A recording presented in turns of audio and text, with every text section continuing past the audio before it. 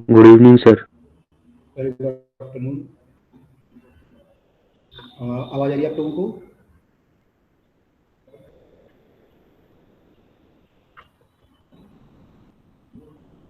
Yes, sir. Okay. And screen visual है सबको? Yes, sir. Okay, चलिए तो आगे कंटिन्यू करते हैं। लास्ट टाइम पे क्या किया था हम लोगों ने? लास्ट टाइम पे हमने सरफेस एनर्जी वगैरह देख लिया था ना।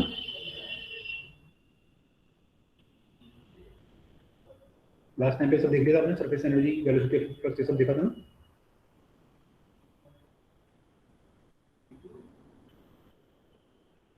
Sir yes.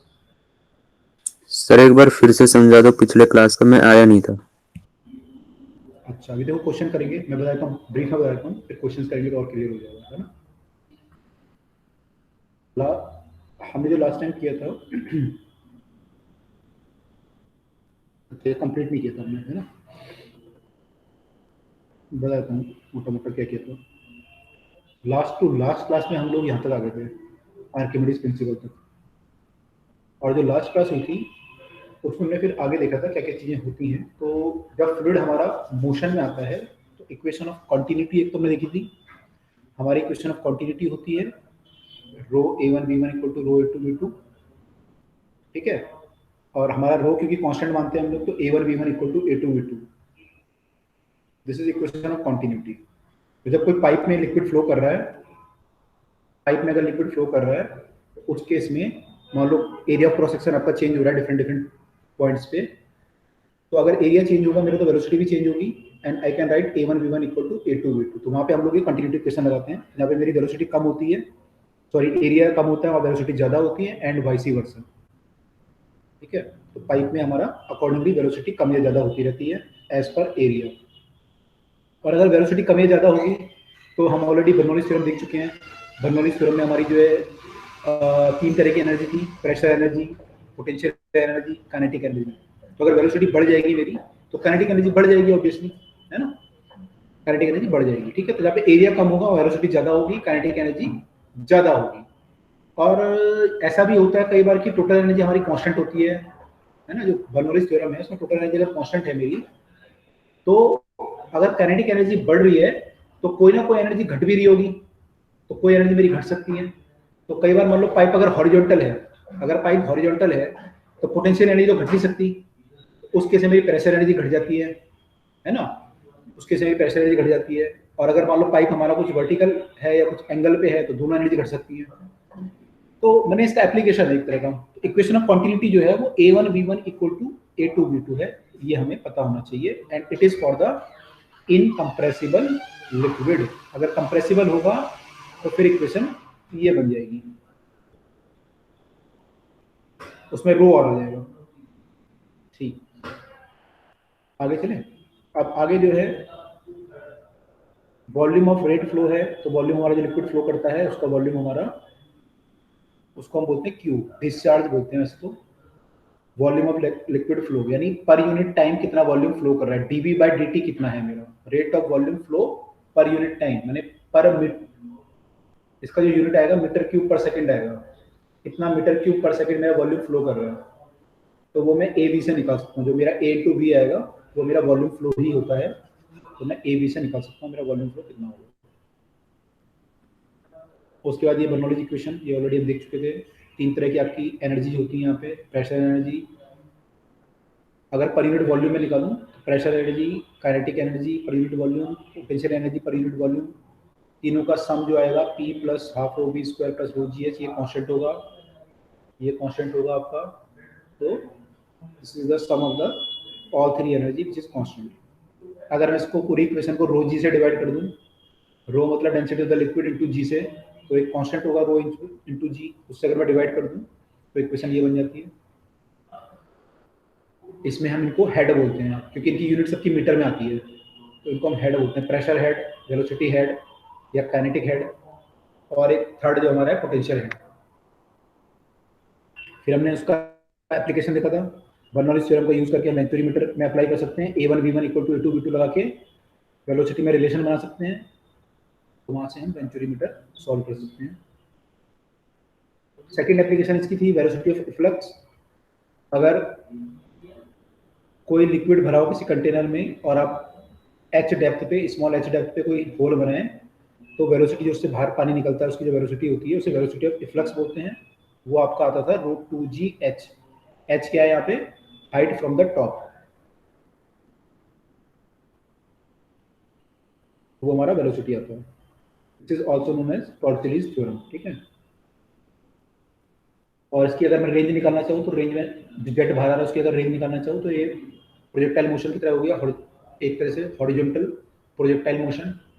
तो हॉरिजॉन्टल जब प्रोजेक्टाइल करते हैं किसी को तो कितनी दूर जाके गिरता है वो हम इस फॉर्मूले से, मैंने फॉर्मूला यूज करके निकाल सकते हैं। आपको इक्वेशंस पता है सारी, equation of motion S = ut + ½ t² वगैरह जो इक्वेशन है एक्स डायरेक्शन में और वाई डायरेक्शन में लगा के मैं निकाल सकते हैं। तो ये तो खैर अलग चीज होगी, काइनेमेटिक्स का यूज करके निकाल सकते हो। कुल मिला के जो थ्योरम है वो है V = √2gh। दिस इज हमारी टॉर्टलिस थ्योरम। तो ये हमारी यूजफुल है। h यहाँ पे टॉप से डिस्टेंस है। अगर मैं टाइम निकालूं कि टैंक को पूरा खाली करने में कितना टाइम लगेगा, तो वो इंटीग्रेशन से निकलता है जाके, और वो आंसर जो आता है फाइनली वो आता है T = a/a√2gh। a/a√2gh आता है। ये हमारा टाइम है टैंक को एम्प्टी करने में। तो इसमें हमारे लिए इंपॉर्टेंट क्या है पेपर के पॉइंट ऑफ व्यू से कि टी हमारा जो आ रहा है टाइम यहाँ पे √h के प्रोपोर्शनल आ रहा है। टैंक को खाली करने में अगर आपको h हाइट खाली करनी है तो टाइम जो है √h के प्रोपोर्शनल आ रहा है। तो ये हमें यूजफुल है। ठीक है। आई थिंक ये हम देख चुके थे लास्ट टाइम तक। उसके अलावा हमने इसके अंदर क्वेश्चन भी कर लेते हैं यहाँ तक। नेक्स्ट जो है विस्कस फोर्स है। ये भी मैंने लास्ट टाइम डिस्कस कर लिया था। विस्कस फोर्स जो होता है दो लिक्विड के बीच में, लिक्विड जो होती है, लिक्विड की जो लेयर होती हैं आपस में एक तरह का फ्रिक्शन फोर्स लगाती हैं, उसे हम विस्कस फोर्स बोलते हैं। तो लिक्विड की लेयर भी आपस में लगाती हैं, या फिर आप कोई सॉलिड, कोई बॉल या समथिंग लिक्विड में डालोगे तो वो भी फोर्स लगाएगा, उसे भी हम विस्कस फोर्स बोलते हैं। उस पर भी जो फ्रिक्शन फोर्स लगेगा उसे विस्कस फोर्स बोलते हैं। तो लिक्विड का जो फ्रिक्शन फोर्स होता है एक तरह का विस्कस फोर्स होता है, और उसका निकालने का फॉर्मूला आपका होता है F = eta/a dv/dy।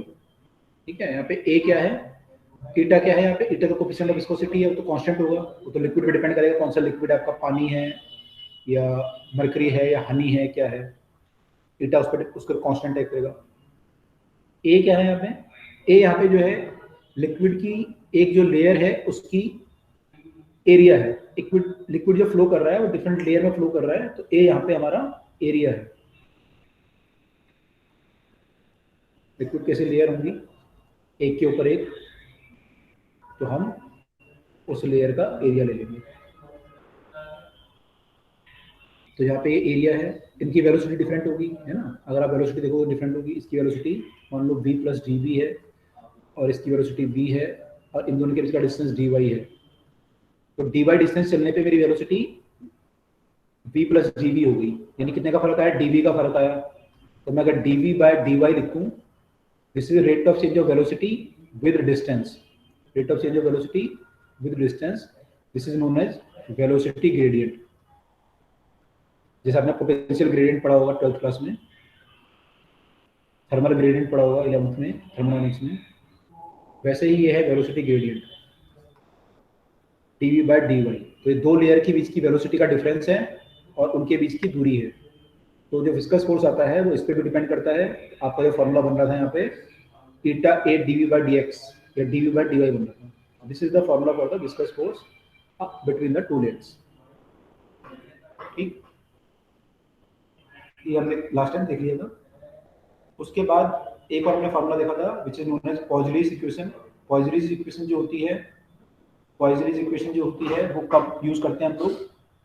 अभी हमने होल के लिए इक्वेशन पढ़ी थी। होल के लिए जो वेलोसिटी आती है √2gh आती है,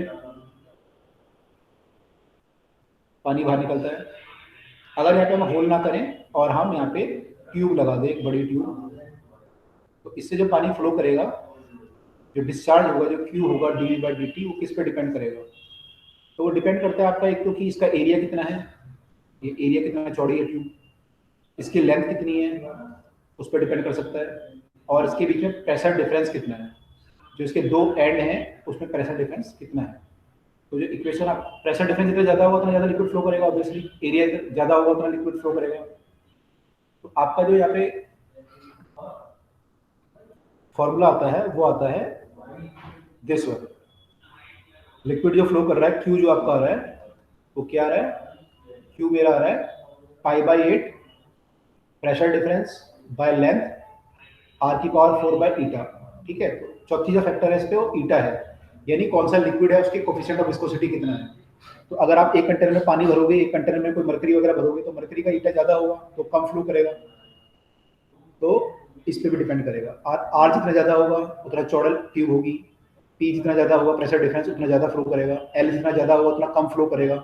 लंबी ट्यूब अगर आप लगा दोगे और सेम प्रेशर डिफरेंस, एक ट्यूब छोटी है एक बड़ी है, प्रेशर डिफरेंस सेम है, तो छोटी ट्यूब से ज़्यादा लिक्विड फ्लो करेगा। तो ये क्वाड्रेटिक इक्वेशन है। उसके बाद रेनॉल्ड नंबर है आपका। रेनॉल्ड नंबर जो मैंने आपको बताया था कि ये जो एक आपको बताता है आपका फ्लो जो है लेमिनर है, टर्बुलेंट है, और ये इनर्शिया फोर्स और विस्कस फोर्स का रेशियो होता है। पाइप के लिए इसकी वैल्यू, जो पाइप में फ्लो करता है उसके लिए इसकी वैल्यू, पानी फ्लो करेगा पाइप में, लिक्विड फ्लो करे कोई भी, उसकी value rho v d by eta आती है।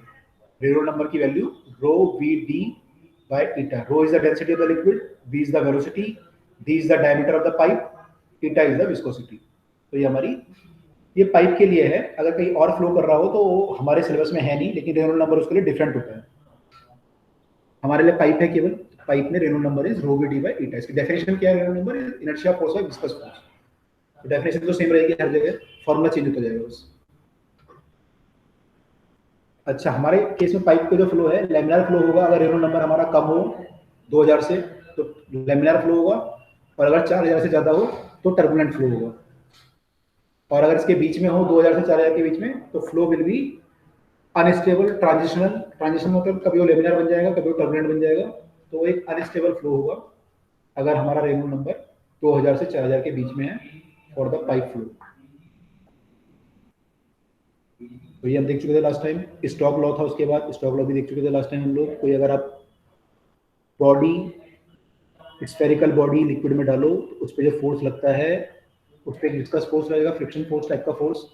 उसके लिए फॉर्मूला जो है 6π ईटा आर बी होता है जब आप बॉडी को डालते हो स्फेरिकल बॉडी के लिए। ठीक है, ये कोई हमने और ड्राइविंग स्फेरिकल बॉडी के लिए 6π eta R B. R is the radius of the body and eta is the coefficient of viscosity, और v जो है उस पानी की स्पीड, सॉरी बॉडी की स्पीड है, से वो नीचे जा रहा है या ऊपर जा रहा है, तो इतना फोर्स उस पे लगेगा। ये जो फोर्स है अगर आप देखेंगे तो v पे डिपेंड कर रहा है, वेलोसिटी पे डिपेंड कर रहा है। जितनी आपकी वेलोसिटी ज़्यादा होगी उतना फोर्स ज़्यादा लगेगा। तो अगर आप किसी बॉडी को ड्रॉप करें ऊपर से पानी में तो वो एक्सेलेरेट होगी, जी के कारण एक्सेलेरेट होगी, उसकी वेलोसिटी बढ़ेगी। अगर वेलोसिटी बढ़ेगी तो ये विस्कस फोर्स भी बढ़ेगा, क्योंकि ये v पे डिपेंड कर रहा है। और एक केस ऐसा आ जाएगा जबकि आपका mg फोर्स विस्कस फोर्स से बैलेंस हो जाएगा, 6π ईटा आर बी से बैलेंस हो जाएगा। उस केस में मेरी जो वेलोसिटी आएगी वो कांस्टेंट हो जाएगी, उसे हम बोलते हैं, कांस्टेंट वेलोसिटी को बोलते हैं टर्मिनल वेलोसिटी, उस बॉडी की टर्मिनल वेलोसिटी। और टर्मिनल वेलोसिटी जो होती है वो आपकी, अगर आप फॉर्मूले से निकालोगे सॉल्व करके, आप बॉडी पे तीन फोर्स काम कर रहे हैं, एक तो ग्रेविटी है, एक विस्कस फोर्स है, उसके अलावा एक बायंसी फोर्स भी होगा, तीन फोर्स होंगे। तीनों को अगर आप सॉल्व करके निकालोगे टर्मिनल वेलोसिटी, इक्वेट करना पड़ेंगे, नेट फोर्स जीरो करना पड़ेगा, तभी आपका वेलोसिटी कांस्टेंट आएगी। तो अगर आप नेट फोर्स को जीरो करोगे terminal velocity will come 2/9 r square rho minus sigma by g by eta. r square is the body का रेडियस का स्क्वायर, रो माइनस सिग्मा जो है डेंसिटी का डिफरेंस है, बॉडी और पानी की जो डेंसिटी है उनके बीच का डिफरेंस है, इनटू g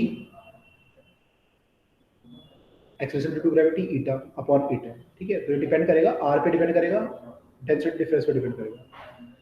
तो इस पे जो क्वेश्चन बनते हैं आपके, वो क्वेश्चन ऐसे बनते हैं कि ऊपर से बारिश की बूंदें गिर रही हैं, बारिश हो रही है और दो बूंदें आपस में जुड़ गई। जो बारिश गिरी थी उसकी वेलोसिटी मान लो 3 मीटर पर सेकंड थी। अब अगर बूंदें मान लो 2 या ज़्यादा, मान लो 9 बूंदें जुड़ गई, 9 बूंदें जुड़ के एक बूंद बन गई, उसकी टर्मिनल वेलोसिटी कितनी होगी?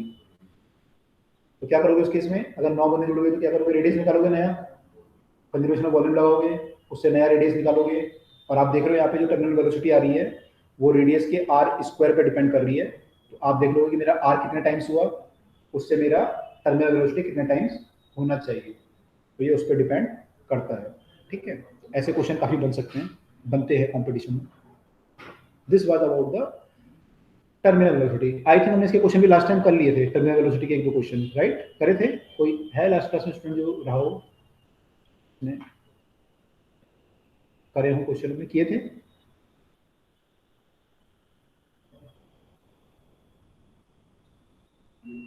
यस या नो?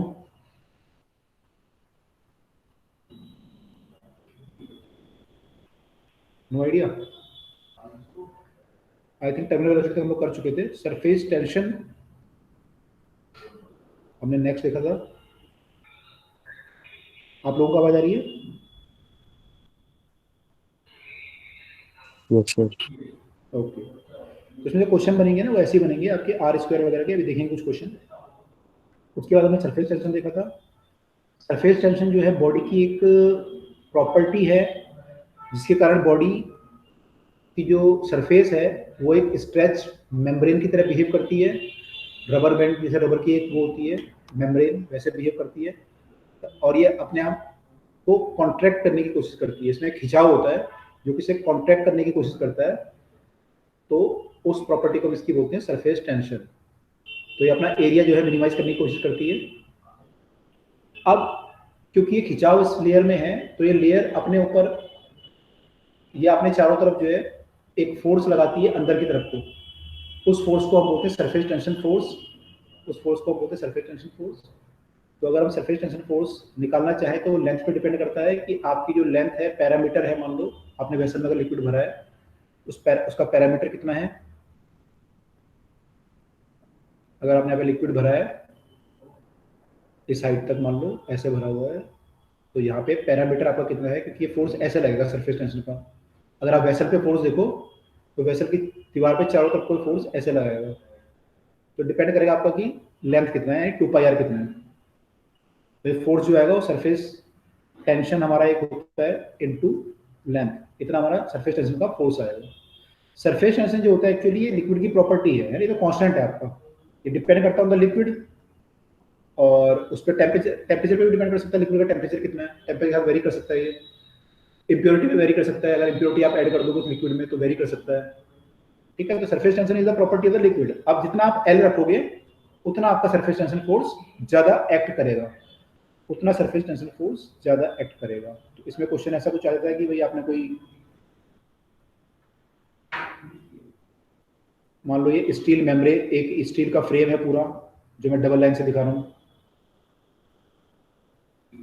स्टील का फ्रेम है ये, और इसमें आपने इसको आपने सोप सॉल्यूशन में डुबाया, सोप सॉल्यूशन में डुबा के आपने यहाँ पे वो बना दी, लिक्विड की लेयर बना दी यहाँ पे। ठीक है, और यहाँ पे आपने एक वायर जो है एक लगा रखी है, वायर मूवेबल है। ये वायर क्या है, मूवेबल, नीचे मूव कर सकती है। अब ये वायर मान लो अगर रुकी हुई है यहाँ पे, अगर ये वायर यहाँ पे रुकी हुई है तो कैसे पॉसिबल है रुकी हुई है, इस पे फोर्स काम कर रहा है mg नीचे, और सरफेस टेंशन फोर्स ऊपर काम करेगा इस पे। तो सरफेस टेंशन फोर्स कितना काम करेगा इस पे, अभी हमने देखा force equal to T into L होता है, तो इसका लेंथ मान लो एल है, तो सरफेस टेंशन फोर्स इस पे जो काम करेगा वो ऐसे काम करेगा ऊपर की साइड।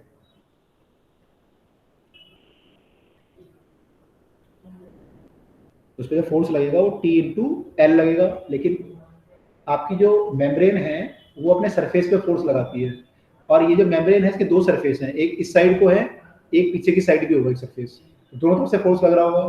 तो इस केस में जो फोर्स लग रहा होगा वो 2T इंटू एल लग रहा होगा, 2T इंटू एल, और वो किसके बराबर होगा, mg के बराबर।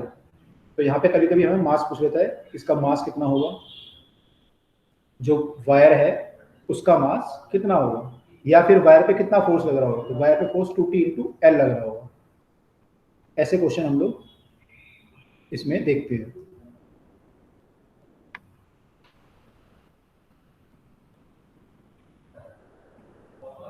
समझ में आ रहा है सबको?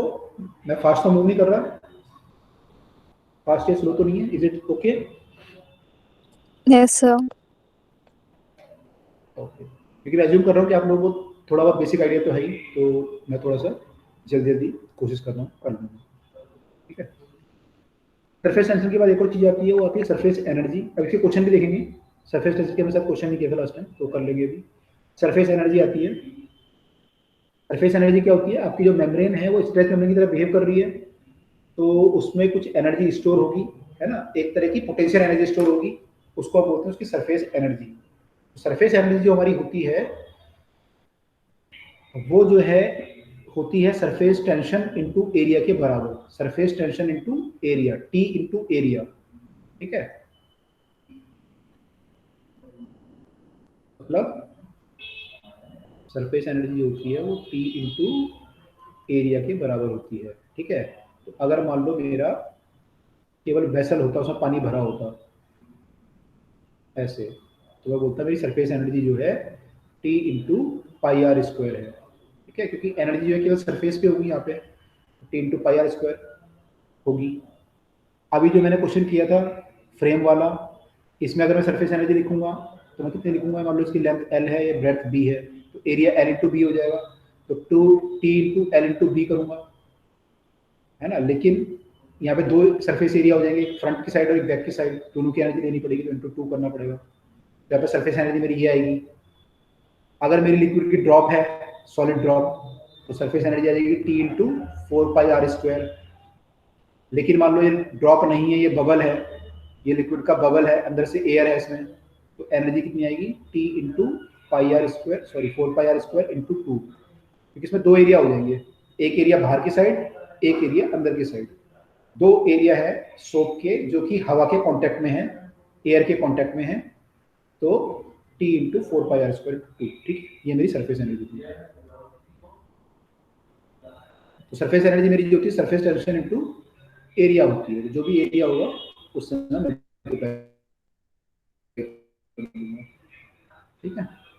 और इसको कई बार हम टी भी लिखते हैं, कई बार सिग्मा से भी लिखते हैं सरफेस टेंशन को, कई बार एस भी लिखते हैं सरफेस टेंशन को, तो कंफ्यूज मत होना, टी एस सिग्मा सब कुछ यूज करते हैं इसके लिए। अब एक कंडीशन है एक्सेस प्रेशर। एक्सेस प्रेशर मतलब जब एक कोई आपका सरफेस है जो कि दो विकन से एक बाउंड्री की तरह बिहेव कर रहा है, दो मीडियम को सेपरेट कर रहा है, तो वहाँ पे एक एक्सेस प्रेशर हो सकता है एक साइड को, वो कितना होता है। तो अगर देखना, अगर मेरी बाउंड्री जो बिल्कुल फ्लैट होती है तो मेरा कोई प्रेशर डिफरेंस नहीं होता, दोनों तरफ प्रेशर सेम होता है, तो मेरा डेल्टा पी जीरो, इस केस में डेल्टा पी जीरो होता है। अगर मेरा कॉन्वेक्स सरफेस है, कॉन्वेक्स सरफेस है, इस केस में डेल्टा पी मेरा टू टी बाय आर आता है। अंदर की साइड को प्रेशर ज्यादा होता है, मैंने जो साइड आपकी कॉन्केव साइड है उधर को प्रेशर ज्यादा होता है। कितना ज्यादा होता है, two T by r. Two T by r is excess pressure, तो बाहर के प्रेशर से टू टी बाय आर ज्यादा होता है। अगर मान लो बाहर एटमॉस्फेरिक प्रेशर है मेरा पी नॉट है, तो अंदर मेरा pressure P naught plus two T by r होगा, यानी बाहर वाले से टू टी बाय आर ज्यादा होगा। अब बाहर मान लो ज्यादा है और बाहर टू पी नॉट है, तो two P naught plus two T by r हो जाएगा अंदर, तो ये एक्सेस प्रेशर है, ठीक है। तो टू टी बाय आर आएगा। ऐसी केस में अगर देखिए, अगर सरफेस हमारी बाउंड्री ये है तो इधर प्रेशर एक्सेस होगा, कॉन्केव साइड को प्रेशर एक्सेस होगा मेरा, कॉन्केव साइड यानी ऊपर वाली साइड में एक्सेस होगा। ऐसी मैं ड्रॉप की बात करूं अगर, तो ड्रॉप में भी अंदर की साइड को प्रेशर ज्यादा होगा, वो मेरा होगा टू टी बाय आर, ठीक है। ये ड्रॉप की बात कर रहा हूँ, ड्रॉप में टू टी बाय आर होगा। अगर ये बबल होता तो फोर टी बाय आर होता, फिर क्या होता, four T by r, bubble में फोर टी बाय आर आएगा, ठीक है। तो ड्रॉप में two T by r, bubble में उसका डबल हो जाएगा, क्योंकि बबल में एक्चुअली दो लेयर होती है ना आपकी। बबल में ऐसा होता है कि ये यहाँ पे जो प्रेशर है मान लो पी नॉट है, तो एक बार आप जब यहाँ से और लिक्विड के अंदर जाओगे, यहाँ पे अंदर जाओगे लिक्विड के सरफेस अंदर, तो यहाँ पे एक्सेस प्रेशर हो जाएगा कितना, P naught plus two T by r. फिर आप लिक्विड से दोबारा एयर में जाओगे, फिर एक्सेस प्रेशर आ जाएगा कितना, ये वाला pressure plus two T by r, तो टोटल मिला के ये P naught plus four T by r हो जाता है। तो अंदर जो प्रेशर होता है इसके यहाँ पे वो four T by r excess होता है एज कंपेयर टू बाहर के।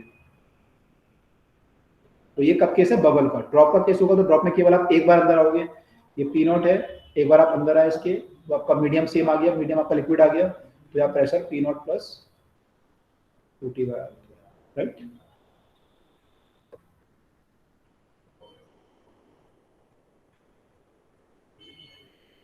This was about excess pressure, ठीक है। तो एक्सेस प्रेशर हमारा कितना होता है उस पर डिपेंड करता है। इस पे कुछ क्वेश्चन अभी देखेंगे। फिर हमारा जो नेक्स्ट है वो है कैपिलरी लाइज। आपको पता है जब कोई बहुत स्मॉल होल की ट्यूब होती हैं उसको कैपिलरी बोलते हैं, कैपिलरी ट्यूब। उसमें जो है पानी हमारा राइज कर जाता है, और जो फॉर्मूला होता है वो 2t cos theta by r rho g होता है यहाँ पे। 2t cos theta by r rho g होता है यहाँ पे formula, where r is the radius of the capillary tube, radius of the capillary tube. 2t cos theta by r rho g, and theta is the angle of contact obviously. r rho g आ गया आपका। रो जो है density है, जी जो है gravity है, acceleration due to gravity है। अच्छा, कई बार क्या होता है कि ये आपको रेडियस ऑफ द ट्यूब देने की बजाय रेडियस ऑफ द मेनिस्कस आ जाती है। इन दोनों में क्या रिलेशन है? तो रेडियस ऑफ द मेनिस्कस का मतलब ये रेडियस है ना, ये रेडियस। इसमें अगर आप रेडियस निकालोगे तो ऐसा कुछ परपेंडिकुलर ड्रॉ करना पड़ेगा। यहाँ परपेंडिकुलर ड्रॉ करना पड़ेगा, तो यहाँ पे सेंटर आएगा कहीं पे इसका, और ये इसकी रेडियस होगी, इस मेनिस्कस की रेडियस। और ये जो स्मॉल आर है ये रेडियस ऑफ द ट्यूब है। जब आप फॉर्मूला 2t cos थीटा वाली r रो जी लिखते हो तो यहाँ पे आप ये वाला r लेते हो अगर आपने cos थीटा लिखा है। लेकिन आप जब रिलेशन निकालते हो दोनों के बीच में तो आप निकालते हो कि ये r जो होता है एक्चुअली वो r बाय cos थीटा होता है। ये रिलेशन निकल जाता है अगर आप सॉल्व करोगे तो ये फॉर्मूला बन जाएगा 2t बाय r रो जी। तो अगर फॉर्मूला ऐसा लिखा हुआ है तो यहाँ पे जो रेडियस है यानी वो ऑफ द कर्वेचर है, रेडियस ऑफ द कर्वेचर है। और अगर ऐसा लिखा हुआ है तो वो हमारी ट्यूब की रेडियस है। तो ध्यान रखिएगा यहाँ पे। तो हम जो फॉर्मूला लिखते हैं 2t cos theta by r rho जी। अब यहाँ पे जो फैक्टर है आपका 2t cos theta by r rho जी, तो h जो है हमारा इस पे डिपेंड कर रहा है, टेंशन पे। एक तो सरफेस टेंशन पे डिपेंड कर रहा है, चलो ठीक है। दूसरा cos थीटा पे डिपेंड कर रहा है। अब cos थीटा जो है आपको पता है कि cos जो है वो पॉजिटिव और नेगेटिव दोनों हो सकता है। तो जब एंगल हमारे ऑब्ट्यूज होते हैं तो cos हमारा नेगेटिव हो जाता है, और एक्यूट एंगल के लिए पॉजिटिव होता है 0 से 90 के लिए। तो वाटर के लिए जैसे आप देखोगे तो एंगल ऑफ कॉन्टैक्ट 0 लेते हैं, या किसी कई बार 8 डिग्री लेते हैं। तो एक्यूट एंगल है उसमें हमारा क्या होता है, पॉजिटिव आती है वैल्यू, तो यानी यहाँ पे एच हमारा पॉजिटिव आता है। लेकिन अगर ये एंगल ऑब्ट्यूज हो गया, जैसे मरकरी है उसमें 138 आता है मेरे ख्याल से, तो अगर 138 आएगा वो ऑब्ट्यूज एंगल है तो नेगेटिव आएगी वैल्यू। उस केस में हमारा कैपिलरी ड्रॉप होता है, कैपिलरी में ड्रॉप होता है, राइज नहीं होता। फॉर्मूला सेम आएगा आपका 2t cos theta by r होगी, लेकिन वैल्यू नेगेटिव आ जाएगी, तो वो उसे हम बोलेंगे कैपिलरी ड्रॉप। ठीक है, तो उस पर डिपेंड करेगा एक तो ये। दूसरा ये रेडियस ऑफ द मेनिस्कस पे डिपेंड करेगा। अगर आपने रेडियस ज्यादा ले ली या कम ले ली तो आपका राइज या फॉल कम या ज्यादा हो जाएगा। तीसरा रो पे डिपेंड कर रहा है, डेंसिटी ऑफ द लिक्विड आपने जो भरा हुआ है उसके अंदर वो कितना है। मरकरी भरोगे, मरकरी मान लो वाटर ही भर रहे हो आप, और एक हैवी वाटर भरोगे और उसकी डेंसिटी मान लो ज्यादा है, तो हो सकता है उसका राइज कम आए। लास्ट फैक्टर है जी, ये बहुत इंपॉर्टेंट है। यहाँ पे जी जो है एक्चुअली जी इफेक्टिव लेंगे। जी इफेक्टिव, जी इफेक्टिव मतलब आप लोगों ने जैसे लिफ्ट के क्वेश्चन किए होंगे, तो लिफ्ट जब एक्सेलरेट करती है तो जी इफेक्टिव आपका जी प्लस ए या जी माइनस ए आता है। ऊपर को एक्सेलरेट कर रही है तो जी प्लस ए आता है, नीचे को एक्सेलरेट कर रही है तो जी माइनस ए आता है। उस केस में हम इसमें जी इफेक्टिव लेंगे, तो हमें जी इफेक्टिव लेना पड़ेगा यहाँ पे। ठीक है, तो ये ध्यान रखिएगा यहाँ पे कि किस किस फैक्टर पे डिपेंड कर रहा है आपका एच। अब इसमें क्वेश्चन अराइज होता है कि अगर मान लो मेरा जी इफेक्टिव ऐसा केस आता है, मान लो जी इफेक्टिव 0 हो जाए, फिर क्या होगा। जी इफेक्टिव 0 हो सकता है हमारा तब या तो फ्री फॉल हो रहा हो, या फिर हमारा सैटेलाइट हो, सैटेलाइट में जी इफेक्टिव 0 होता है। और भी कई केस होते हैं जी इफेक्टिव 0 होता है। अगर ऐसा कोई केस हो गया, जी इफेक्टिव 0 हो गया, तो एस तो इनफाइनाइट आ जाएगा। तो क्या इनफाइनाइट राइज होगा? इनफाइनाइट राइज तो हो नहीं सकता, ट्यूब की तो लेंथ फिक्स है, ट्यूब की तो लेंथ फिक्स है। तो उस केस में क्या होता है, फिर उस केस में आपका जो राइज है वो up to the length of the tube होता है। जितनी भी ट्यूब की लेंथ है वहीं तक हमारा, यहीं तक हमारा राइज होता है। फर्क क्या होता है बस, अब जो है जो मेनिस्कस होती है आपकी जो ऐसे थी, वो अपना कर्वेचर चेंज कर लेती है, रेडियस ऑफ कर्वेचर चेंज कर लेती है। और आपका देखिए यहाँ पे लिखा हुआ आपका h इंटू आर जो है वो कांस्टेंट हो जाता है। ये लिखा है ना, capillary rise of insufficient length. अगर हमारी इनसफिशिएंट लेंथ की ट्यूब है ना, या तो आपका राइज ज्यादा आ गया, मान लो भाई राइज आपने नॉर्मली निकाला, नॉर्मली मान लो राइज ज्यादा आ गया, मान लो 10 सेंटीमीटर आ गया, आपकी ट्यूब भी 6 सेंटीमीटर की है, या इनफाइनाइट आ गया, उस केस में h इंटू आर जो है वो कांस्टेंट होगा। r क्या है यहाँ पे, रेडियस ऑफ द मेनिस्कस, तो वो कांस्टेंट होता है 2t बाय रो जी। तो यहाँ पे क्या होगा, r आपका चेंज हो जाएगा h के साथ, तो आपकी जो कैपिलरी है वो अपना रेडियस मेनिस्कस जो है चेंज कर देगी, है ना। मतलब कहने का मतलब ये है, अभी यहाँ पे रेडियस ज्यादा है इसका, h इंटू आर कांस्टेंट बोला ना मैंने आपको। तो मान लो ऐसा केस था पहले कि यहाँ तक राइज हुआ था, ठीक है। अब आपने ये h था, h1 मान लो इसे, अब आपने इसे काट दिया, यहीं पे आपने यहीं पे ट्यूब को काट दिया तो पूरा राइज तो कर नहीं सकता ये, तो यहीं तक राइज करेगा। मान लो ये हाइट ऑफ h2 है पानी, तो यहाँ पे क्या होगा, ये अपनी रेडियस को चेंज कर देगा। तो h2 कम है आपकी, h2 कम है तो रेडियस अब ज्यादा हो जाएगी, रेडियस ऑफ कर्वेचर ज्यादा हो जाएगा, यानी ये ज्यादा फ्लैट हो जाएगा, ठीक है। पहले आपकी रेडियस ऐसे आ रही थी, अब ये ज्यादा फ्लैट हो गया, अब इसकी रेडियस हो सकता है ज्यादा आ जाए। जब परपेंडिकुलर ड्रॉ करोगे ऐसे कुछ बनेगा, तो रेडियस अब हमारी ज्यादा आ जाएगी। अगर आप और नीचे से काट दोगे तो रेडियस ये और फ्लैट हो जाएगा, रेडियस हमारी और ज्यादा आ जाएगी। तो h into r remain constant, तो वहां से हम r निकाल सकते हैं कि हमारा r कितना बनेगा।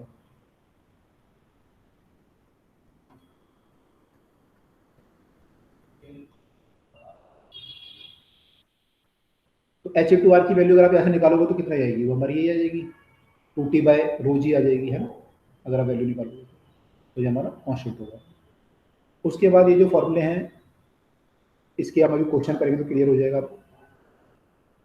यहाँ पे हमारा दो फॉर्मूले हैं, ये बबल का, दो बबल को कॉलिज करें तो क्या होगा, है ना। और दूसरा फॉर्मूला है कि दो बबल की कॉमन रेडियाई क्या होगी। तो कॉलिज वाला बताता हूँ क्या होगा। दो बबल अगर आपस में जुड़ जाएं, कॉलिज हो जाएं, उनकी नई रेडियस कितनी होगी। दो बबल थे, एक का रेडियस r1 था, एक का r2 था, दोनों कॉलिज हो गए, नया रेडियस कितना होगा।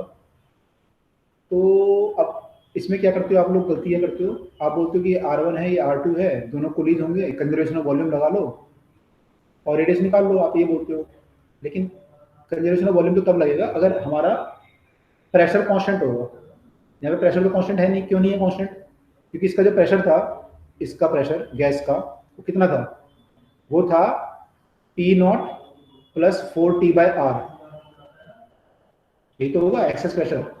P0 तो बाहर का प्रेशर है, इसका P0 plus 4T bye R1 था, इसका P0 plus 4T bye R2 था, और इसका प्रेशर हमारा कुछ और ही है। इसका प्रेशर क्या है हमारा, P0 प्लस 4T बाय नया वाला R, तीनों का प्रेशर डिफरेंस है। तो you can not apply conservation of volume, हमारा वॉल्यूम चेंज हो जाएगा यहाँ पे क्योंकि प्रेशर चेंज हो रहा है। तो हम यहाँ पे क्या अप्लाई कर सकते हैं, हम यहाँ पे ये बोल सकते हैं कि हमारा अगर आइसोथर्मल कंडीशन है तो P इक्वल टू nRT होता है। तो n कांस्टेंट है, नंबर ऑफ मोल, आपके जो number of mole of gas थे यहाँ पे और इसके जो नंबर ऑफ मोल थे वो मिला के इसके नंबर ऑफ मोल होंगे, है ना। तो वी कैन राइट कि n1 प्लस, और r कांस्टेंट है, t कांस्टेंट है, तो we can write n1 plus n2 equal to n होगा, यानी you can write PV by RT plus P2 V2 by RT equal to PV by RT, RT cancel, तो आपका यहाँ से P1 V1 plus P2 V2 equal to PV आ जाएगा, ठीक है। P1 V1 इक्वल टू ये आ जाएगा। P1 कितना होगा, इसका प्रेशर ये जो था, P1 ये हो जाएगा, P2 हमारा इसका प्रेशर हो जाएगा, P हमारा ये वाला प्रेशर हो जाएगा। इसको पुट कर देंगे यहाँ पे तो हमारा नया वॉल्यूम आ जाएगा और वहां से हमारी रेडियस आ जाएगी, वहां से क्या आ जाएगी, रेडियस, ठीक है, ये वाली रेडियस। और जो भी आप बोलो, कैपिटल आर बोलो, स्मॉल आर, जो आप बोलना चाहो। क्लियर हो गया ये क्वेश्चन, क्लियर हुआ।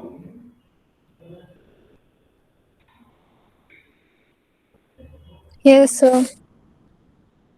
Okay fine. एक और क्वेश्चन ये बनता है जो आपको फॉर्मूला पे लिखा हुआ था और इसका लिखा था, अगर दो बबल जो है आपस में ऐसे टच कांटेक्ट में हो और तो उस केस में यहाँ पे जो ये वाला सरफेस होगा, इस सरफेस की रेडियाई कितनी होगी। इसकी रेडियस R1 है मान लो और इसकी रेडियस R2 है, तो इस सरफेस की रेडियस कितनी होगी ये हमें निकालना है।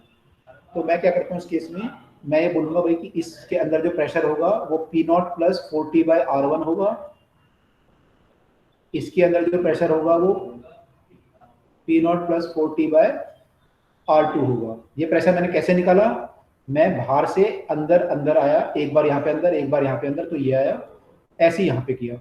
अब एक में ऐसे भी निकाल सकता था प्रेशर कि मैं यहाँ से और यहाँ हूँ पहले और फिर यहाँ चला जाऊँ, तो प्रेशर डिफरेंस वहां से भी निकाल सकता था। तो वहां से अगर प्रेशर निकालता है यहाँ पे, तो यहाँ पे जो प्रेशर होता है, मान लो ये प्रेशर P1 है, ये P2 है, जो प्रेशर डिफरेंस आएगा एक ज्यादा होगा एक कम होगा ऑब्वियसली, मान लो कोई ज्यादा है एक कम है, तो प्रेशर डिफरेंस ये होगा दोनों के बीच में। ये प्रेशर डिफरेंस कितना होगा, ये डिफरेंस होगा 4T by this radius, 4T by this radius. तो यहां से मैं वैल्यू पुट करके,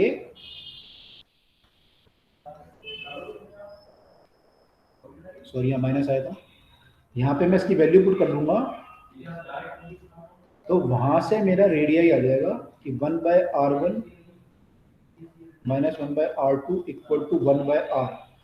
ये मेरा रेडियस आएगा of the common surface, this is the radius of the common surface.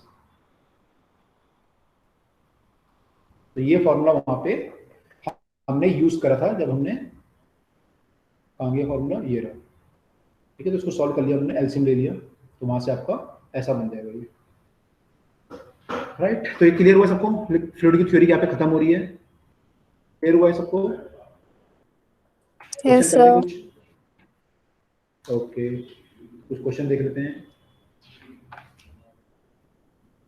Question कर लेते हैं, ठीक है। हमने जो पढ़ा है अभी, विस्कस फोर्स वगैरह पढ़े हैं अभी, और उसके अलावा पॉइजनस इक्वेशन पढ़ी थी। पॉइजनस इक्वेशन का शायद मैं लास्ट टाइम क्वेश्चन करा चुका हूँ already, if I remember correctly. Last class में हमने पॉइजनस इक्वेशन की थी कि अगर दो ट्यूब को हम लोग कनेक्ट कर दें सीरीज में, तो फ्लूइड कितना फ्लो करेगा, है ना। विस्कस फोर्स के क्वेश्चन देख लेते हैं फिर, तो अगर ये कर चुके हैं तो विस्कस फोर्स हमारा, टर्मिनल वेलोसिटी, ये जो बाकी क्वेश्चन है वो कैसे कैसे हमें करने हैं, ठीक है। यहाँ तक किसी को कोई डाउट फ्लूइड चैप्टर में, स्टैटिक या फ्लूइड डायनामिक्स में?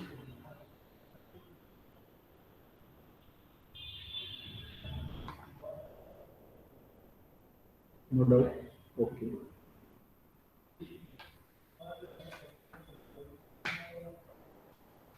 फ्लूइड आप लोगों के पॉइंट ऑफ व्यू से बहुत ज़्यादा क्वेश्चन इसमें जो आते नहीं है, आपके जो क्वेश्चन आते हैं वो मेरा डिपेंड करता है, अलग अलग टॉपिक अलग एग्जाम की पसंद है। चलो क्वेश्चन कर लेते हैं।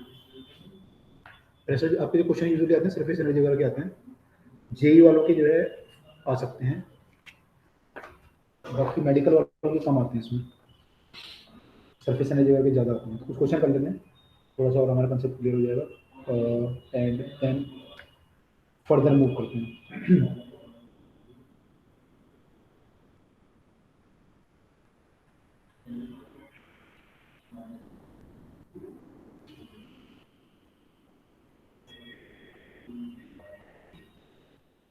बताइए, work done in splitting a drop of water,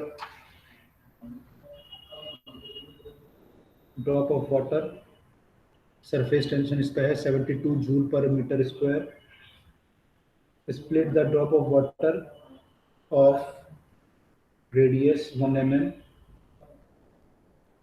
into 10 to power 6 drops is, कितना होगा वर्क डन।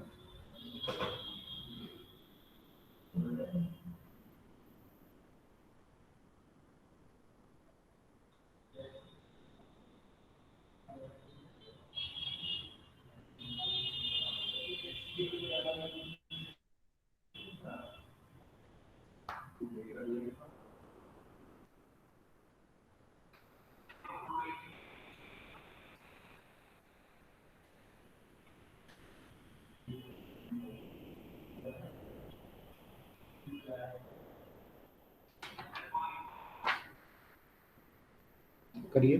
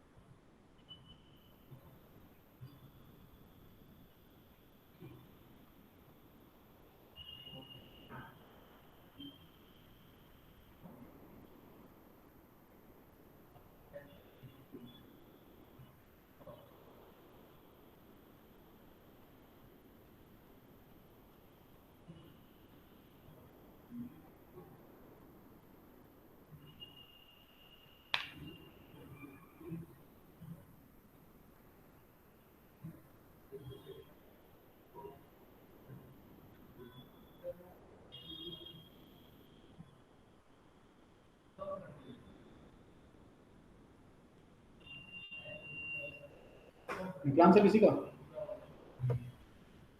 सर एक मिनट।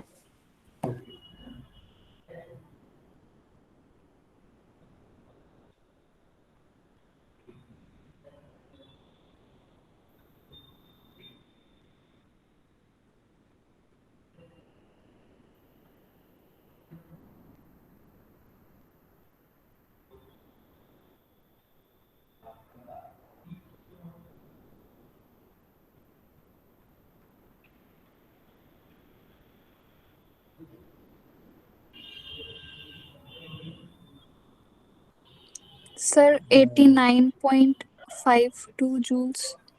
Into 10 to power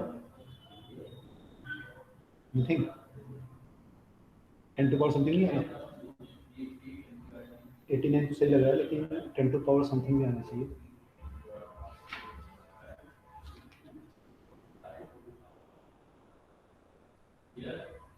ऐसा कुछ है आंसर।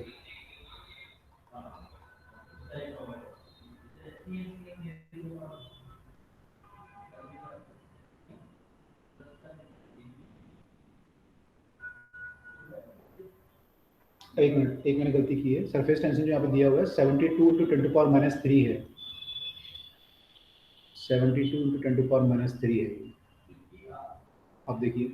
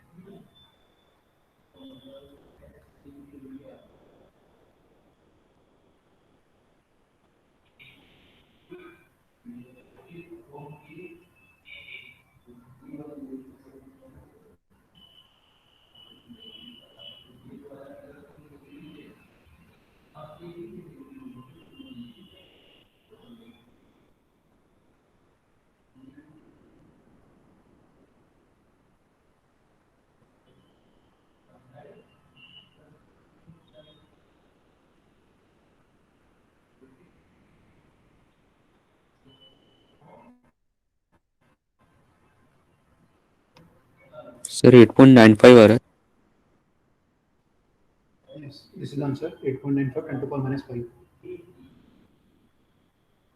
सरफेस टेंशन का वैल्यू ठीक कर लीजिएगा। 72 10 to power minus 3 है, ये मैंने गलत लिखे हुए हैं। देखिए उससे आ रहा है क्या?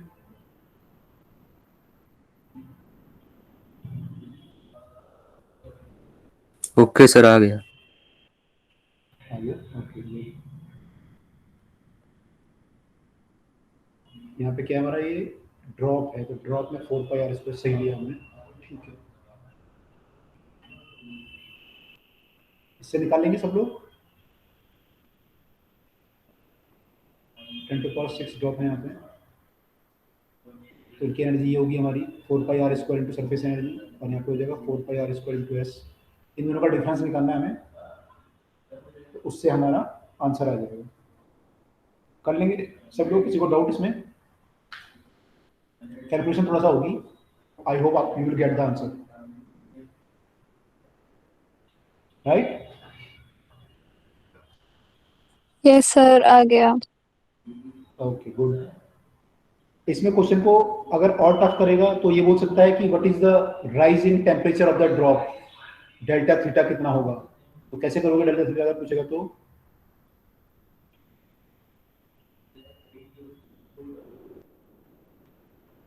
ये एनर्जी आ गई आपकी। इस केस में क्या है, वर्क डन आपने किया है ना। उल्टा केस अगर होता तो राइजिंग टेम्परेचर हो सकता था। उल्टा केस अगर होता, उल्टा केस मतलब अगर ये ड्रॉप कंबाइंड हो रही होती तो क्या होता, एनर्जी आपकी घटती, कम होती ना एनर्जी। यहाँ पे बढ़ी आपकी एनर्जी, एनर्जी जो बढ़ी वो कैसे बढ़ी, क्योंकि आपने वर्क डन किया, आपने वर्क डन किया। लेकिन अगर ये जुड़ती तो क्या होता, एनर्जी घटती, तो क्या होता, एनर्जी लिबरेट होती। वो एनर्जी लिबरेट होती, उस एनर्जी को हम क्या लिख सकते हैं, अगर मान लो हीट इसके टेम्परेचर बढ़ाने में काम आ गई, तो we can write E equal to ms delta theta. तो यहाँ से हम E तो हमारा आ गया U2 माइनस U1 जो आपने अभी निकाला यहाँ पे ऊपर। अगर एक उल्टा केस होता है तो ये निकाल लेते आप, नेगेटिव इसका उल्टा जाता है ना, वैल्यू तो सेम आती। तो ये ms डेल्टा थीटा के बराबर होता है। अब आप निकाल लेते हैं मास ऑफ द ड्रॉप, निकाल लेते हैं। 1 mm की ड्रॉप है ये, थिकनेस तो सॉरी, तो इसका वॉल्यूम आ जाता है 1 mm रेडियस इसका, तो वॉल्यूम आ जाएगा। वॉल्यूम से आपका डेंसिटी से मल्टीप्लाई करोगे, पानी की डेंसिटी आपको पता है 1 होती है। अगर ग्राम में निकालोगे तो किलोग्राम में चेंज कर सकते हो चाहो तो। एस आपको पता है, specific heat of the water is 1 calorie पर ग्राम पर डिग्री सेंटीग्रेड। वहां से आपका डेल्टा थीटा आ जाएगा। कर सकते हो ऐसा अगर पूछेगा तो पेपर में।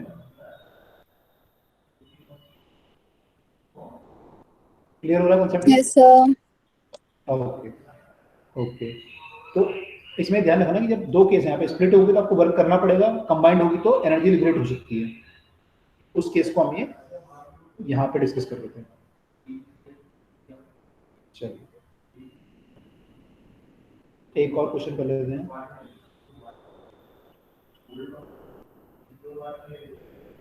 एक rectangular film of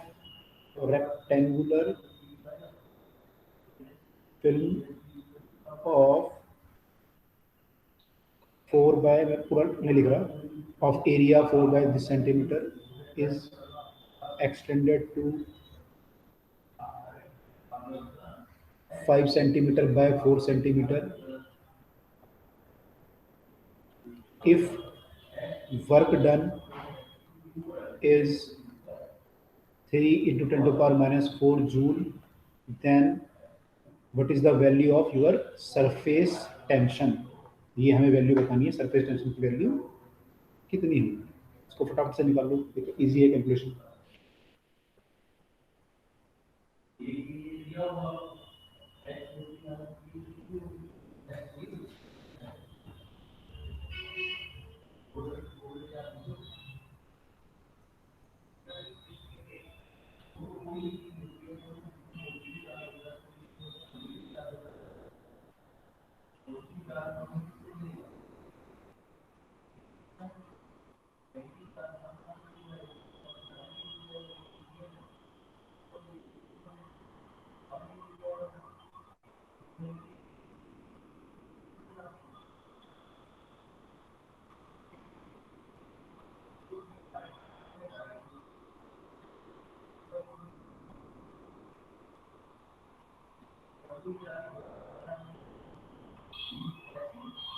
sir 0.25. 0.25 option तो है इसमें, लेकिन दो ऑप्शन है, देखो ना आपने सही किया है या नहीं किया। Let me check.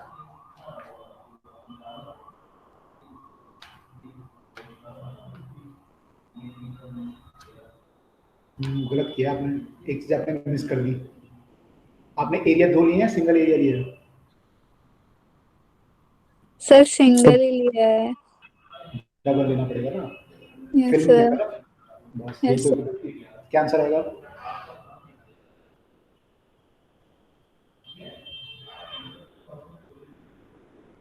Zero point 0125। 01 नहीं आ रहा हो, 125 आ रहा होगा। 0.125. Yes sir, 0.125। Yes, this is the right answer. तो यहाँ पे बस यही गलतियां होती हैं, जब इसका भी क्वेश्चन आएंगे ना आपके पेपर में, तो आप बबल में या रेक्टेंगुलर फिल्म जब आएगी तो उसमें डबल एरिया लेना पड़ेगा। ये गलती मत करना, बाकी आप कर लोगे, इजी क्वेश्चन। सर इस क्वेश्चन में मतलब जो आपने लिखा है इसमें तो ऐसा कुछ था नहीं कि बबल है कि. फिल्म लिखा है ना, रेक्टेंगुलर फिल्म, फिल्म मतलब अच्छा क्या होता है? Film bubble. ओके. हाँ, फिल्म में ये वाला केस होगी, दो एरिया लेना पड़ेगा आपको। ठीक है, तो ध्यान रखना इस पेपर में, बाकी सब कर लोगे आप। चलिए मैं आगे अब मूव कर रहा हूँ इसमें। अगला क्वेश्चन है, ये कोलिज होने वाला क्वेश्चन है कि soap bubble, a soap bubble in vacuum.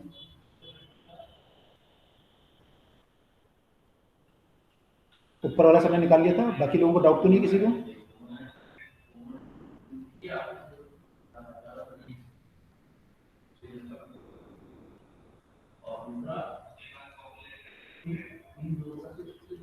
Radius equal to 4 centimetre, they coalesce, coalesce मतलब जुड़ गए आपस में, they coalesce to form a single bubble, to form a single bubble. तो आपको इसका बताना है, single bubble in isothermal condition, in isothermal conditions. आपको बताना इसका रेडियस कितना होगा। 5 centimetre. What is the radius? 5 आ रहा है, 5 सेंटीमीटर। ओके, सर सही है। अब मैं बहुत में चेक कर दूँ। 5 सेंटीमीटर मतलब कि आपका आंसर है ये। यस, करेक्ट है। कोई फॉर्मूला लगाओगे सेम जो आपने लगाया था उस time, conservation of, oh sorry, P1 V1 equal to P2 V2। वहाँ से आपका, sorry, P1 V1 plus P2 V2 equal to PV। तो वहाँ से हमारा जो आएगा रिलेशन बन जाता है हमारा, रेडियस का स्क्वायर R1 का स्क्वायर प्लस R2 का स्क्वायर इक्वल टू R का स्क्वायर, ये बन जाएगा रिलेशन। क्योंकि अभी जब प्रेशर होगा, बाहर का प्रेशर तो जीरो है, तो एक्सेस प्रेशर हमारा 40/R हो जाएगा। प्रेशर हमारा ये हो जाएगा, वॉल्यूम 4/3 πr³ हो जाएगा। तो एक आर से एक आर कट जाएगा, तो R² बचेगा केवल। तो ये R² इक्वल टू R²।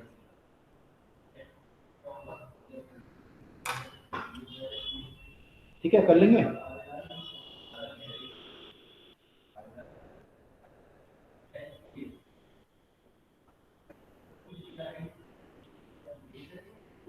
कोई डाउट किसी को इसमें? क्लियर है सबको?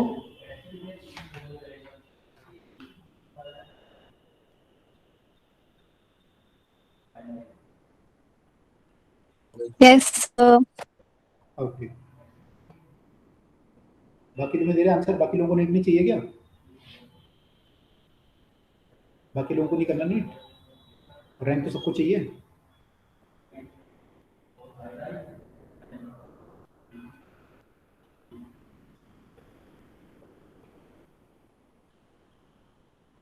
Two soap bubble A and B are kept in a closed chamber. A and B are kept in a chamber where pressure is 8 Newton पर मीटर स्क्वायर। प्रेशर यहाँ पे 8 Newton पर मीटर स्क्वायर है। इसका radii जो है 4 centimetre, 2 centimetre और 4 centimetre है। सरफेस टेंशन जो है यहाँ पे, इसका बबल का जो है, जो सोप सॉल्यूशन है उसका जो है सरफेस टेंशन का वैल्यू दिया हुआ है आपको, ये है। आपको फाइंड करना है, find Na by Nb। Na और Nb क्या है यहाँ पे? Number of moles of air in bubble A and B। N are the number of moles of air, इसका रेशो क्या होगा?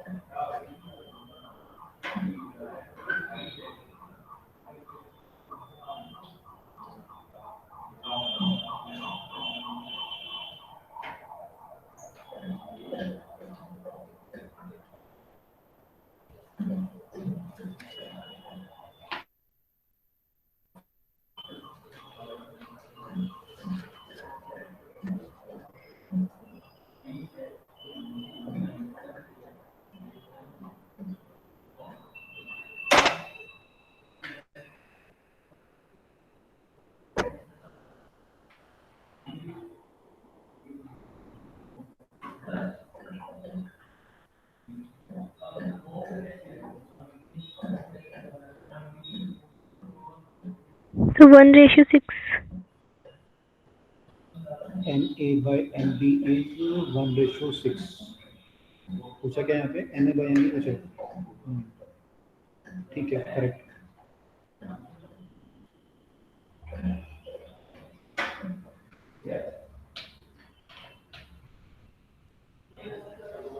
देखो बाकी लोग भी आ रहे हैं।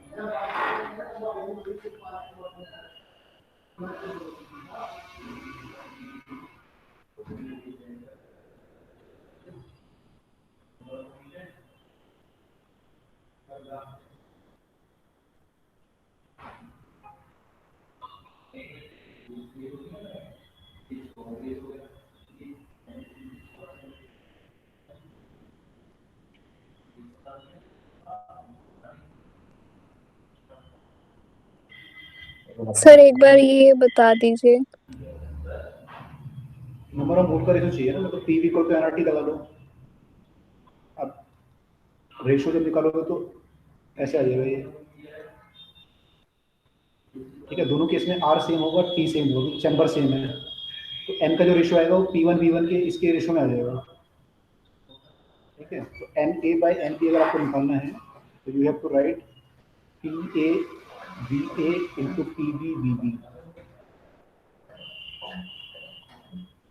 PA जो हमारा है प्रेशर ऑफ A है, A का प्रेशर जो होगा वो बाहर के प्रेशर प्लस 40/R कितना होगा, इंटू इसका वॉल्यूम होगा 4/3 πr³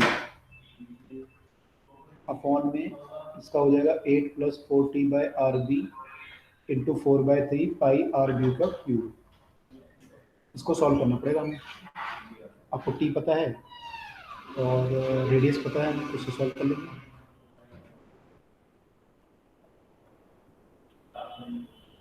देखो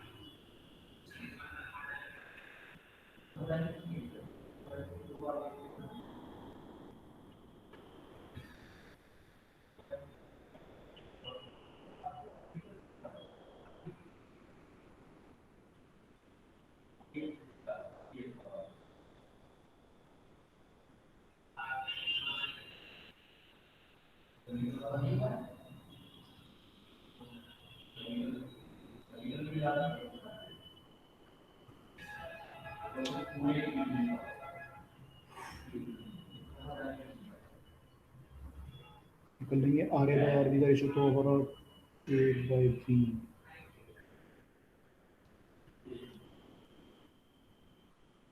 ऐसा कुछ करके सॉल्व कर लेंगे।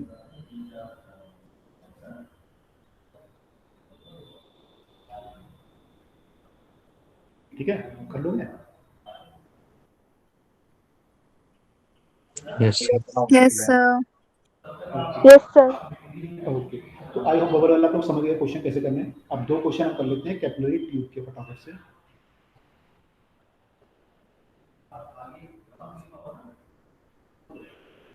A capillary tube of radius r, capillary tube है, रेडियस r है, is immersed in a water and water rises to the height h। ठीक है, water rises h, capital H। Mass of water in capillary tube is m, इसका जो मास है वो m है।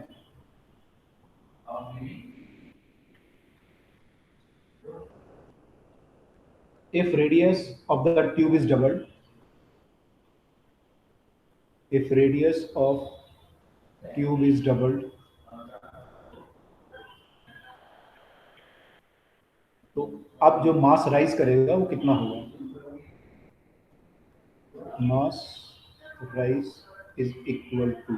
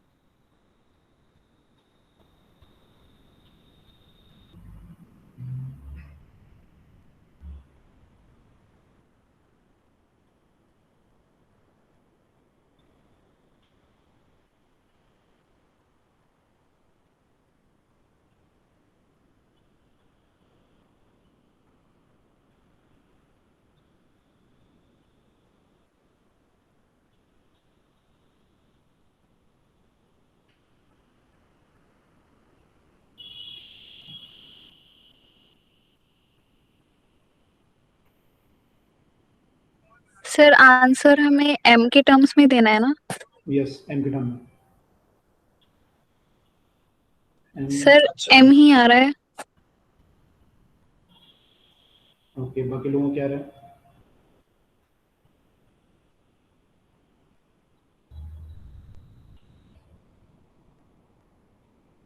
m is answer, correct, m ही आएगा।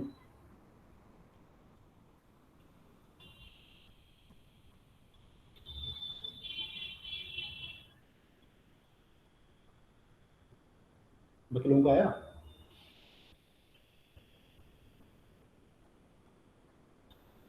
Radius is double तो मास कितना हो जाएगा?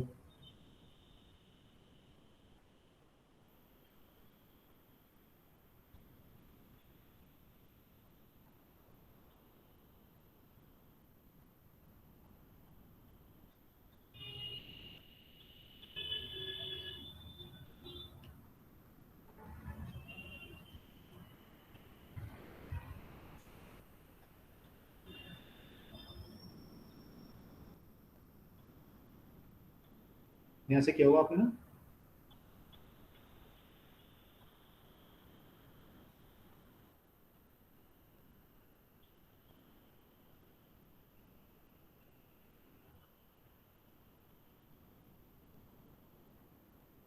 पाई are square H into rho. तो क्या कह रहा है कि मैं रेडियस को जो है डबल्ड कर दिया, तो रेडियस को डबल कर देंगे तो m डैश आपका जो आएगा वो आएगा h कितना हो जाएगा, h डैश आपका हो जाएगा h/2, m डैश आपका हो जाएगा 2t cos थीटा बाय रो था ना आपका, 2t cos थीटा। तो ये तो चेंज हुआ नहीं कुछ, r चेंज हो गया आपका, तो r आपका आ जाएगा 2r, तो m आ जाएगा पाई r स्क्वायर h।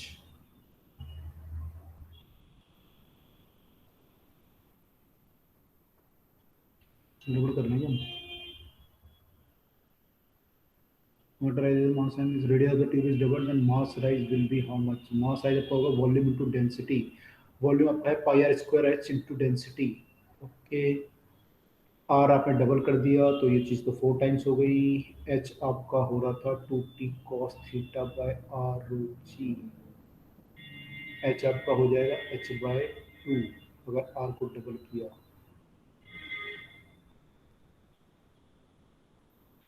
ये बाय 2 हो रहा है और ये 4 टाइम्स हो रहा है।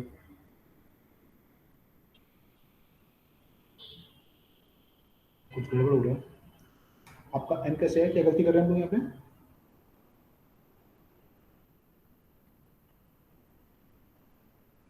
सर मैंने भी ऐसे ही किया था, मैंने mg में m निकाला था, रो कांस्टेंट ही रहेगा और हाइट h/2 ही आएगी। हाइट h/2 आएगी, करेक्ट है, हाइट h/2 आएगी। यहाँ पे गलती क्या हो रही है हमारी, अगर हम यहाँ से देख रहे हैं तो m हमारा जो आ रहा है pi are square into H होना चाहिए,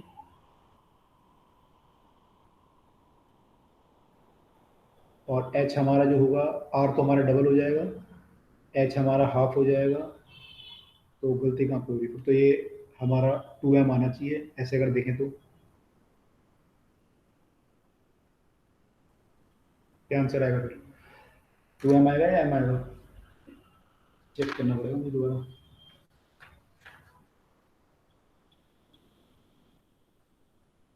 टू एम आएगा आंसर, m नहीं है, 2m आंसर। आपने क्या कैसे किया था? सर मैंने तो डायरेक्ट h वाले फॉर्मूले में पुट किया था। एच वाला फॉर्मूला ये है, इसमें क्या किया आपने? r/2 किया। सर इसमें बाकी सारी चीजें कांस्टेंट है, बस m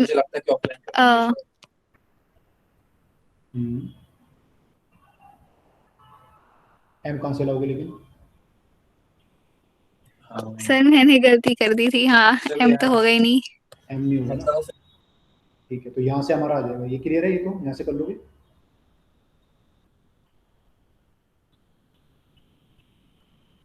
ठीक है, ऐसे कर लेंगे ना, हमारा r डबल हो जाएगा, h हाफ हो जाएगा, फॉर्मूले से पता चल रहा है मुझे।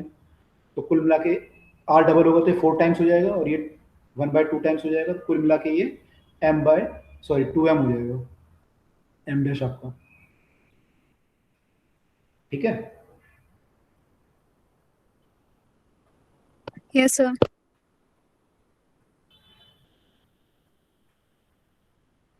ओके।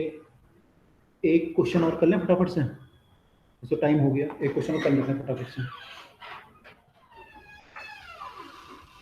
अच्छा, मान लो कोई ट्यूब है, इसमें इसकी लेंथ मान लो 12 सेंटीमीटर है, या मान लो 10 सेंटीमीटर है, और कैपिलरी राइज हो रहा है मान लो 2 सेंटीमीटर, या 1 सेंटीमीटर मान लो कैपिलरी राइज हो रहा है। अगर मैं इसको मून पे ले जाऊंगा तो कितना राइज होगा?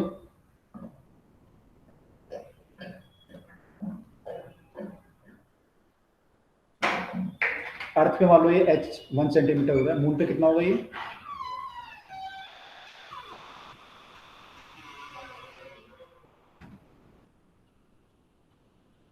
सर ये हाइट बढ़ जाएगी। कितनी हो जाएगी?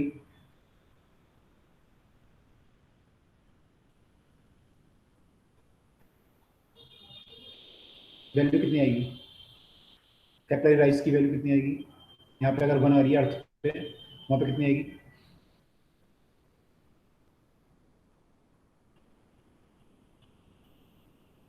सर 6। 6 आएगी। Excel centre to gravity g/6 है ना वहाँ पे, 2t cos theta bye rho जी लिखते हो ना आप। तो आपका g अगर 1/6 हो गया तो हाइट आपकी 6 टाइम्स हो जाएगी, यहाँ पे 6 सेंटीमीटर आएगा। ठीक है, और ट्यूब आपकी सफिशिएंट लेंथ की है, एल आपका 10 सेंटीमीटर है ऑलरेडी। अच्छा, अगर एल 4 होता तो क्या आंसर आता? 4 सेंटीमीटर। 4 आता फिर। ठीक है, तो एक क्वेश्चन कर लेते हैं बस, कि कैपिलरी ट्यूब है, dipped in the water, and h is 8 centimetre,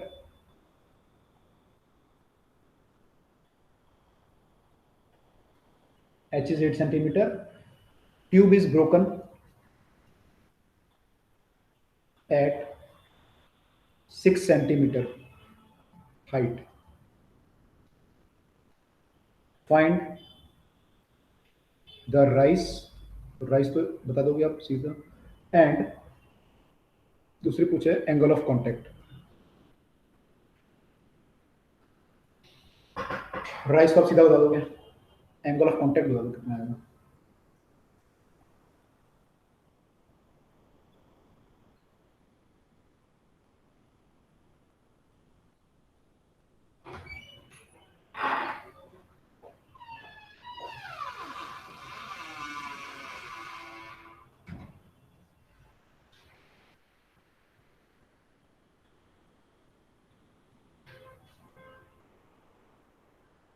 ऐसा ऑप्शन है आपके, sine inverse 3/4, sine inverse 1/2, cos inverse 3/4, cos inverse 1/2।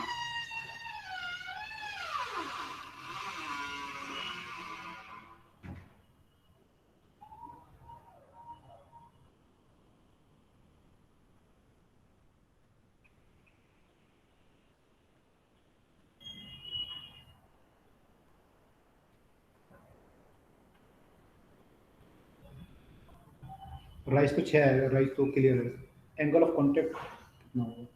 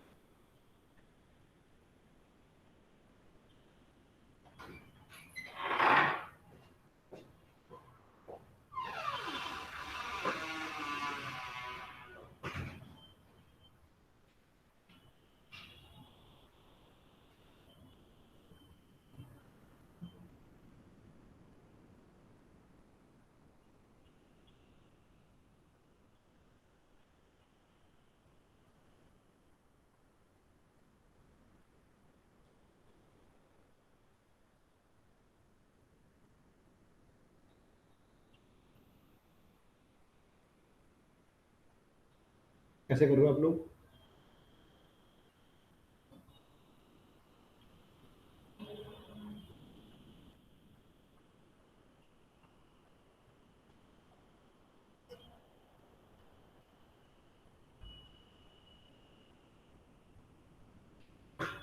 कैसे कर रहे हो?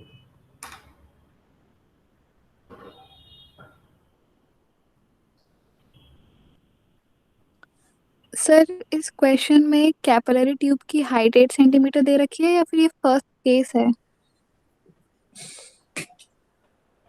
ये राइज है, राइज। अच्छा, मतलब उस टाइम पे एंगल ऑफ कांटेक्ट कुछ और है और फिर जब वो 6 सेंटीमीटर से ब्रेक कर दी, हमें उस समय की पूछी है वो। हाँ बिल्कुल।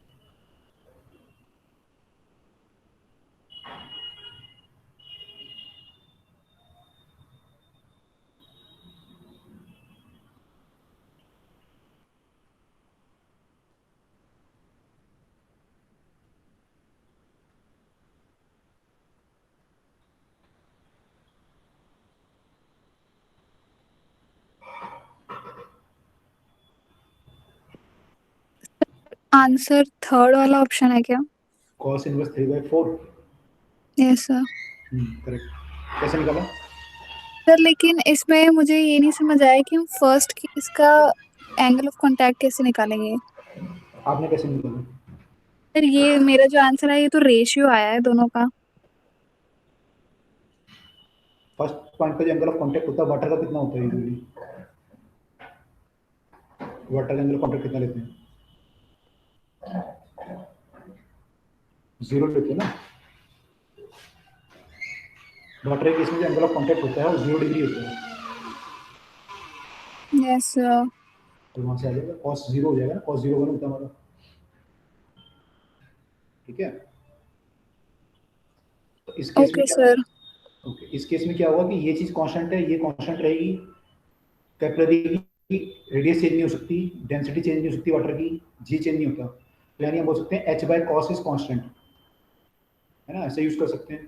तो we can write h1 by cos theta 1 equal to h2 by cos theta 2। अब h1 जो है वो 8 सेंटीमीटर दिया हुआ है, पहली बात। दूसरी बात, ये जो राइज है ये फ्री राइज है। फ्री राइज मतलब आपने कोई इसको ट्यूब को तोड़ा नहीं, सफिशिएंट लेंथ ऑफ ट्यूब है, तो इसका जो एंगल ऑफ कांटेक्ट होगा वो नेचुरल एंगल ऑफ कांटेक्ट होगा। वाटर का नेचुरल एंगल ऑफ कांटेक्ट जो होता है 0 डिग्री होता है, तो ये cos 0 होगा। सेकंड केस में आपने ट्यूब को तोड़ दिया तो उसका एंगल ऑफ कांटेक्ट चेंज हो जाएगा, वो फ्लैट सरफेस बनाएगी। तो उस केस में h2 जो है वो आपको दिया हुआ 6 सेंटीमीटर है और आपको cos थीटा निकालना था, तो यहाँ से मेरा cos थीटा 2 आ जाएगा 3/4। तो cos इनवर्स ऑफ 3/4। क्लियर हुआ सबको?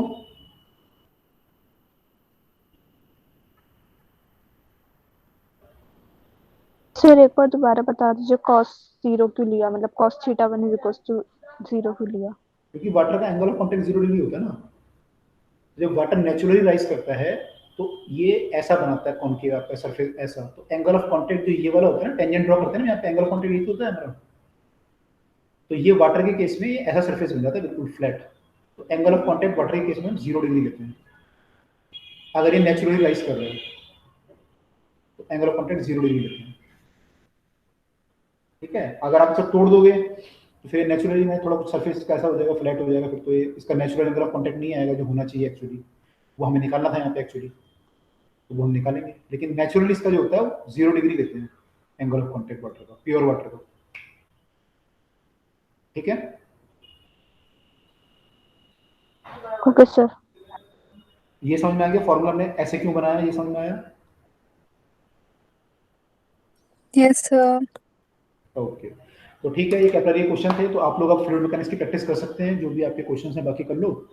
अगली क्लास में फिर देखते हैं एसएचएम या थर्मोडायनामिक्स या फिर वेव्स बचा है, एक एक करके कंप्लीट करते हैं हम लोग।